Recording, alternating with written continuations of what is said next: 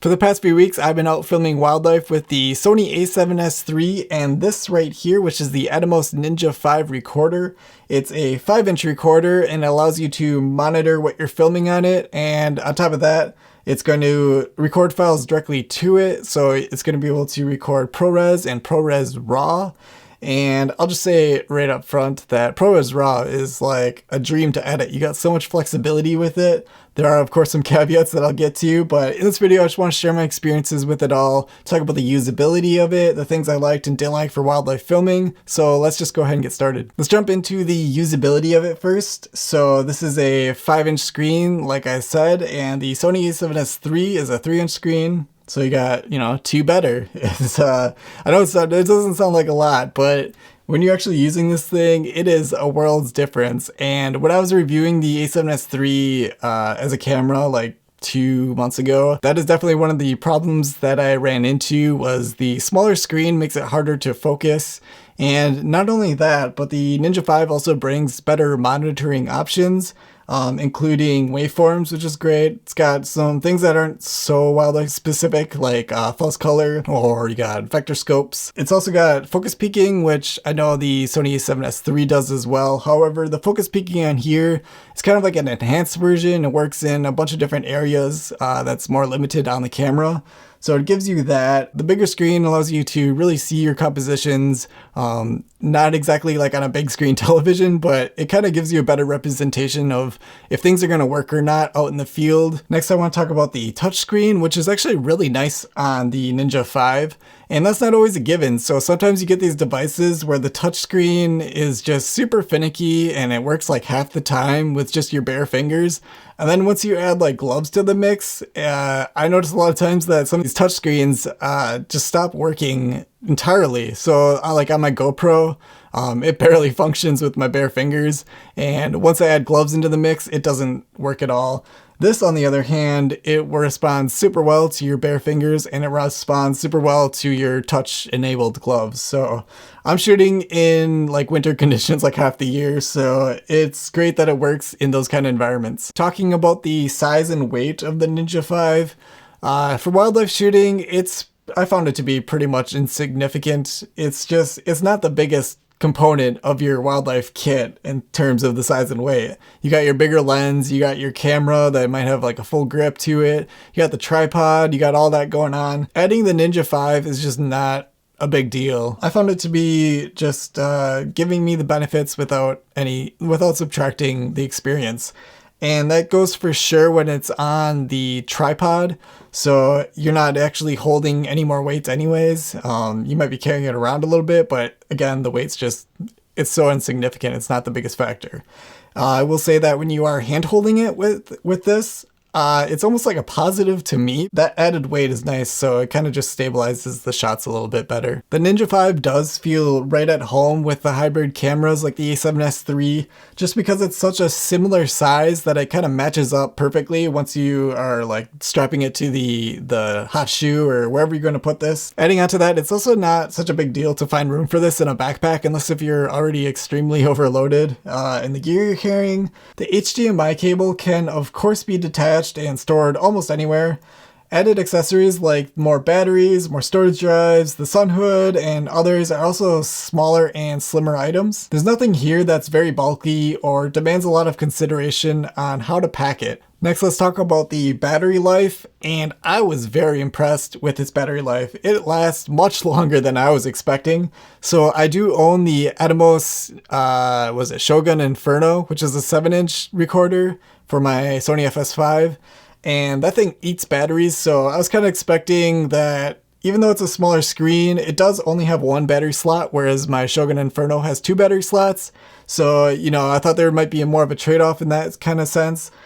But no, this battery lasts much longer than I would have expected for such a capable device. Especially when you're recording the ProRes RAW to it and those ProRes files, that's a lot of data moving through. But it lasts just about as long as the Sony a7S III battery in the camera itself, which is kind of nice. So once you're down on battery on the camera, you can just switch them both out at the same time. This one will last a little bit longer than the camera battery I found, but once it gets down to like that 20-30% or maybe even lower, might as well switch it out anyways. You never know when suddenly you're going to be in a situation where you're not going to want to change your batteries. I should add that it's winter right now, so it's January in Wisconsin, so I've been shooting this almost full time out in freezing temperatures. That would normally take some kind of impact to the battery. I think there's a couple things working for it to improve that. The fact that this thing does heat up. There's a built-in fan to it and everything. Like, it definitely builds up some heat in the body of it. So having that kind of offsets the cold temperatures outside, which is kind of helpful in a way. It does show a little bit of ghosting starting at about 20 degrees Fahrenheit. So that and lower, it's barely noticeable, but your subject moves and there's kind of an imprint of where they just were, just following slightly behind it. All right, next on the usability list, this is actually more of a feature, but it's a pretty important feature to talk about for a wildlife. So that's going to be the pre-roll, or also known as cache recording. And so the Sony a7S III does not have any kind of pre-roll capabilities to it. And what that is you can start the pre-roll and it's going to keep recording to a buffer, not straight to a card or like the storage unit or the storage drive for this, but it's going to record to a buffer. And then once you press record, it's going to take whatever was in that buffer. So the time before you actually hit the record button, and whatever's in that buffer, it's going to write that to the card. Plus it's going to keep on going and recording as if you just did a normal record start. So you get a little bit of that time before you get the record button, and then it's going to record after that as well. So the easiest example of that is going to be like a bird taking off or landing on a perch. You don't want to just sit there and keep recording, nothing really happening. You're not getting either of those actions, the things you're actually there trying to get. So instead of just wasting all that storage space, you can do pre-roll or the cache recording. And so it's always writing to that buffer, and whenever that thing does happen, you can hit record. You can get the moments before it's about to happen, and you can record after it as well. So it's super helpful in getting those kind of shots without wasting so much space. Now, having said that, this does have the pre-roll recording, but I'll leave a table on the screen here that shows what I found the recording times to be with the Sony a7S III. These times might be a little bit different depending on what camera you're using, but this is what I was doing with just a little stopwatch on my phone. So it's not like super scientific. I was just kind of doing just these basic tests to kind of give you the ballpark numbers of what you can expect with the different recording modes on the Ninja V. While the time lengths are not blowing me away, there is still some usefulness here, especially looking at the 24p. The 3 to 5 seconds of 422 or the ProRes LT are usable. You can determine for yourself like the almost 2 seconds of 60p in the ProRes LT. It sounds short, but maybe that's all you need to get a leg up on your subject's surprises. Another thing to mention is that once the recording starts from a pre-roll, it's like a regular clip and there is no recording limit. This is different in the way that the FS5 works, for example, where using pre-roll is going to be a slow motion 8-second clip or 10-second clip or something like that, and that's 8 seconds in real time. The Ninja V can do regular frame recording with pre-roll, so it's not limited to just slow motion. And it has no limit once it gets going, so those are already a leg up on the FS5 way of doing things. So I got this clip of a belted kingfisher, and it's a super short clip. So I knew this belted kingfisher was upstream, and at some point it was going to fly downstream because I watch them enough there. I kind of know what they're doing. So I knew at some point it was going to fly kind of lower to the water, and it's going to fly right in front of me to go downstream, right? So I kind of just set up my camera pointing in just a general direction, and I kind of just guessed on the focus, which turned out to be wrong, but it kind of proves my point of like, you know, what you can do with the pre-roll. One other quick thing to mention as far as the usability of the files in this case, if you are using the ProRes RAW, you should know that's just direct off the sensor. It's not going through the camera to get any kind of noise reduction or lens correction or anything. And so you should just be aware of that in post-processing you might have to do your own kind of noise correction or lens corrections.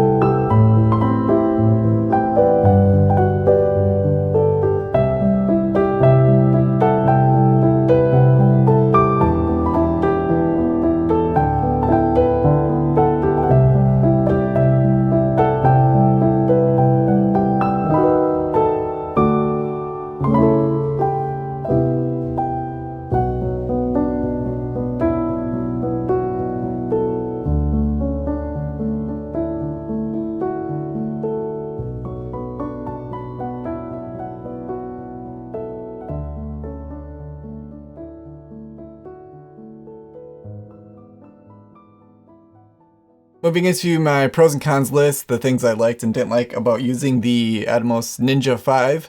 I already covered some of this stuff in my little experiences part of this review, but I'll just go over some of this again, and I got a few things to add for the what I liked about it. So the battery life, of course, is much better than I expected. It takes these like Sony NP style batteries, and if you really wanted to, you could get the larger capacity size of the NP batteries. It's obviously going to weigh it down more and be a little bit more unwieldy, but if that was a concern and you didn't ever want to switch out your batteries, you can either do that. Otherwise, there's an adapter that you can get for the Ninja V that will be able to have a dummy battery in there and then hook up the power to wherever else you're going.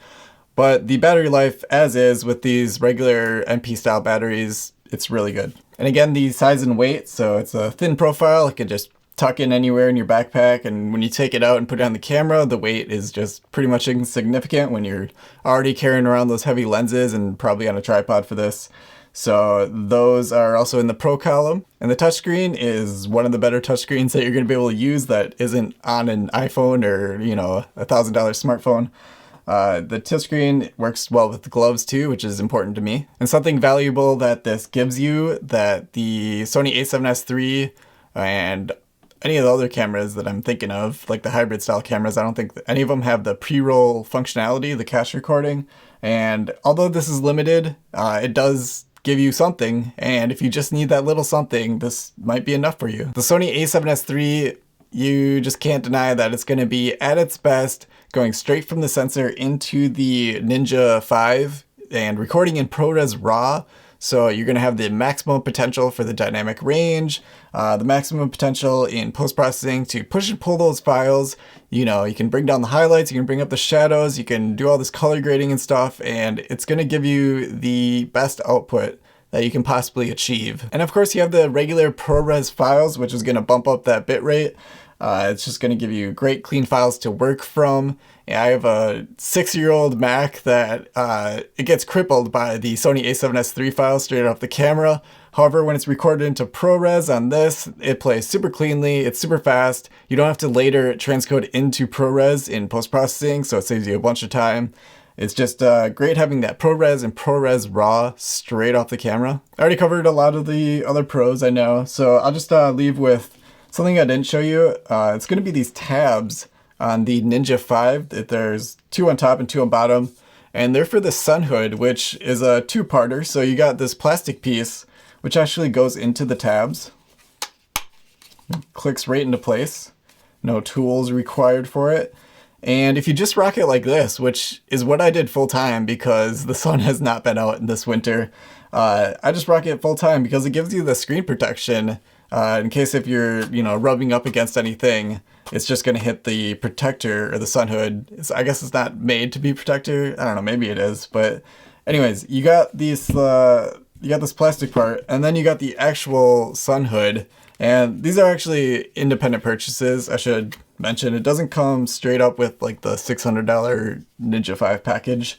And then you got the sun hood, which will just press fit into the plastic holder. Like such, if I can see it. There we go.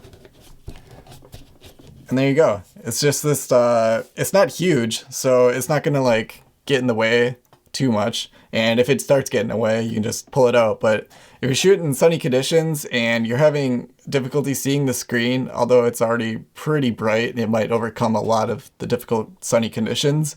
But if you do need that contrast and just the protection from glare and all that, just pop on the sun hood and it works really well. I like how it's so easy to put on and take off. Moving into the things that I didn't like about the Ninja V, I should say that most of these are things that are just kind of inherent with having an external recorder. It's not really the things about the Ninja V itself that they could change because it's just, you know, it's what a recorder is. There are a few things I'll get to, but for the most part, don't be shocked that I actually do love this thing. First, there's the storage demands that you're gonna have to be aware of, and you're gonna have to have a plan for it because it's coming. It's gonna be more than you're used to if you're just going straight off the camera. Recording into ProRes and ProRes RAW, it's got some demands to it storage-wise, so be prepared to fill up your storage about quadruple the rate. So whether that means you have to start billing for the storage if you're doing client work, or if you're just gonna have to start, you know, thinking ahead financially about how you're going to be adding storage every month, every 2 months, or half a year, or whatever. Just kind of quadruple what you're doing now. So it's coming to you. Just be prepared for it. It's not nothing. So you can't just ignore it. You got to do something about it. In the field, you probably don't want to be overshooting when you don't have to be. Just be smart with it. Use those pre-rolls if you have to. Now, added to that, ProRes RAW, at least for my bank account, that is not a sustainable way to be recording. So I would not buy this expecting that you're going to be doing ProRes RAW full time. It's going to be for the moments when you actually want it for the dynamic range or just the absolute best quality because you're shooting something very special. I mean, unless if you can handle that kind of expense, but ProRes RAW is just cranking out the data and you're going to have to do something with it. Even if you're just doing like a 10-second clip, that's like gigabytes in size. So just be aware, ProRes RAW is kind of special in that way. And there's another reason why that ProRes RAW is a little bit less sustainable. That's because when you're doing just regular ProRes, you can use programs like Lossless Cut or Shutter Encoder, and you can actually trim up those files very quickly. So you're just cutting off the bits you don't need, and it's not going to, like the name suggests for Lossless Cut, you're not going to be, downgrading the quality of your footage. It's lossless cutting of your footage. So you can do that with ProRes. It's very simple. What you can't do is do that with ProRes RAW. So you can't simply cut away the bits you don't want in just one of those programs. You actually do need to bring it into like a Final Cut and do your base edits, and then you can export that or transcode that to ProRes. You just can't, easily trim up and lose all the data you don't actually need from those ProRes RAW files. Next is also one of those it is what it is situations where the maximum you can get out of this for frame rate is the 4K 60p. And so 60p is obviously more limited than the 4K 120 that you can do straight off the Sony a7S III. There's nothing saying that you can't just use the a7S III for doing your 120p and then just have your Ninja 5 handling that 60p and lower. That's totally fine as well. Still, if you're doing the 60p onto a 24p timeline, that's 40% slow motion. The 40% slow motion is okay. It does become a little bit more limiting when you're doing very quick animals like birds.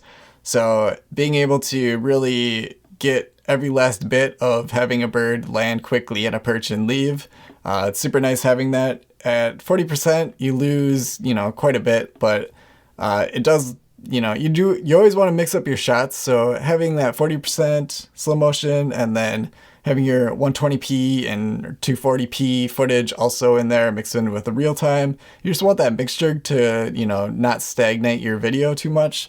And having only the option of the 24p or the 60p, it's just more limiting, I guess is what I'm trying to say. Another thing that's just inherent with the Ninja 5 or just recorders in general is, yes, there is a fan. It does exist on here, and the fan does turn on when the unit powers up. So you do have to deal with that if you're recording audio straight off the camera for whatever reason, the onboard camera mic, you are going to pick up this fan. I mean, it's going to be so close to it.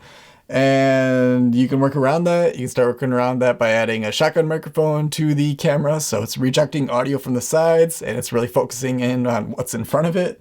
You can do that and you're going to pick up the fan a lot less.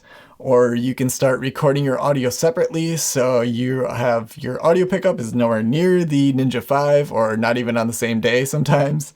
You can do that as well. That's how most big productions do things. And that's something that actually could be fixed from Atomos and is particular to the Ninja 5 is the fact that there is no lock for the storage drive. It's not loose or anything, but I do worry that maybe over time it could become loose, the connection into the recorder. So it's just a press fit. And there is a, it can't freely come out once it's out of the connection here. It can't pop out this way because there is, some kind of safety measure there. But it does just slide. And so I find that could be a problem potentially. I didn't have an issue with this accidentally popping off or anything. But the fact that the battery that does have a lock to it. So you have to press this little button in before you pop it up and off. And so it'd be great if there was also a locking mechanism for the storage drive, just for safety. And that's basically the only thing that I found wrong with the Ninja 5 and using it. Finally, this isn't really negative. It's more just like a disclaimer or note. The pricing is a little deceptive, not like intentionally, but there's a listing for the Atomos Ninja 5 and the lowest you can get it for is the $599. But you gotta know that comes with basically just the Ninja 5. Like there's no batteries, there's no HDMI cable, there's no storage, there's no way to connect that to your camera, there's no way to connect the storage drive to the computer. There's a lot of things that you do need on top of that $599 base price. So it's kind of one of those situations where they offer the deluxe packages for the Ninja 5 that are more expensive and they come with the accessories. But you got to realize there are essential accessories included with those. So you can't just look at the base price on this. I know it's tempting to think that you're getting yourself into a $699 or $599 unit, but that's just not the case. It's more like the $899, the $1,000 stuff, unfortunately. So like I said, absolutely fantastic to use. I'm glad I got to use it. Very expensive in both the unit itself and getting it going with the needed accessories, plus the storage. So all things to be aware of, but in the end, awesome unit. Only you can decide if that cost is going to be worth it to you. So thank you so much for watching. I'll see you next time.